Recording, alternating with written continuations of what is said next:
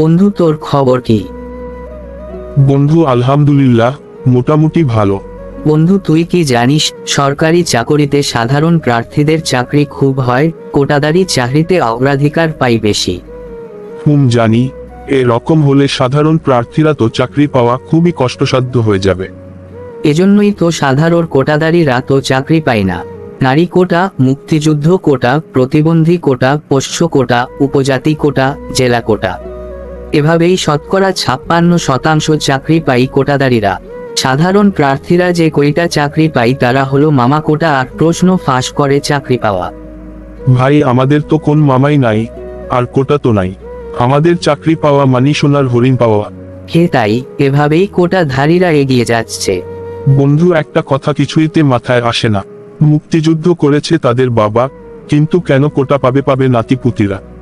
এজন্যই তো সাধারণ ছাত্র আন্দোলন করতেছেন। ঢাকা বিশ্ববিদ্যালয় সহ আরো কয়েকটি বিশ্ববিদ্যালয়ের ছাত্ররা মিলে রাজপথে কোটা সংস্কারের জন্য আন্দোলন করতেছে। বন্ধু, আন্দোলনটা খুবই যৌক্তিক বলে মনে করি। কারণ যদি কোটা রায় চাকরির পায়, মেধাবীরা চাকরি পাবে না। এজন্য কোটা ব্যবস্থা বাদ দেওয়া হোক। কোটা বাদ দেওয়ার জন্যই তো আন্দোলন করা। প্রধানমন্ত্রী 2018 সালে বলেছিল কোটা থাকবে না সরকারি চাকরিতে, কিন্তু তবুও কোটা বহাল থেকে গেছে। তার জন্য ছাত্র সমাজ আন্দোলন করতেছে। শেখ হাসিনা বলার পরেও কোটা থাকলে কেমনে? শেখ হাসিনা উত্তেজিত জনতাকে দেখে হয়তো এই কথা বলেছেন। আর বলেছেন তৃতীয় ও চতুর্থ শ্রেণীর চাকরিদের কোটা থাকবে না, তবুও কোটা লক্ষ্য করা যায়। 2018 সালে তো কোটা থাকবে না বলেছে, তবুও কোটা বহাল ছিল। আর এখন কোটা সংস্কার বিষয়ে কি বলেছে? এখন বলেছে ছাত্রদের ক্লাসে ফিরে যেতে। আর কোটা বিষয়ে সিদ্ধান্ত দেওয়ার জন্য 4 সপ্তাহ সময় নিয়েছে। সুপ্রিম কোর্টের প্রধান বিচারপতি আর সুপ্রিম কোর্টের আইনজীবীরা সহমত দিয়েছেন কোটা সংস্কারের জন্য। আচ্ছা ভাই, সবাই তো কোটার বিরুদ্ধে, আসল মুক্তিযোদ্ধারা কি বলতেছেন? অনেক মুক্তিযোদ্ধারা সাক্ষাৎকার দিয়েছে, তারা বলতেছেন তারা কোটার জন্য আর ভাতার জন্য যুদ্ধ করে নাই। তারা যুদ্ধ করেছেন দেশের জন্য, দেশের স্বাধীনতার জন্য। আরো বলতেছে তাদের কোটার দরকার নাই।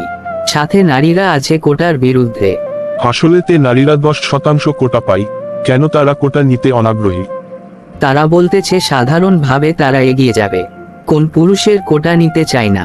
পরীক্ষা দিয়ে সমান তালে চাকরি নিতে চাই। তারা আরো বলে প্রতিবন্ধী ও অনাগ্রসর জাতিদের কোটা দেওয়া হোক। কোটা তাদের প্রাপ্য। তাদের কথা যৌক্তিক মনে হচ্ছে, কারণ তারা মেধা নিয়ে ভাবতে চাই, কোটা দিয়ে নই। হে বন্ধু, এভাবে হলে এগিয়ে যাবে আমাদের মেধা সমাজ। বন্ধু, কোটা মুক্ত বেশ এগিয়ে যাবে আমার সোনার বাংলাদেশ।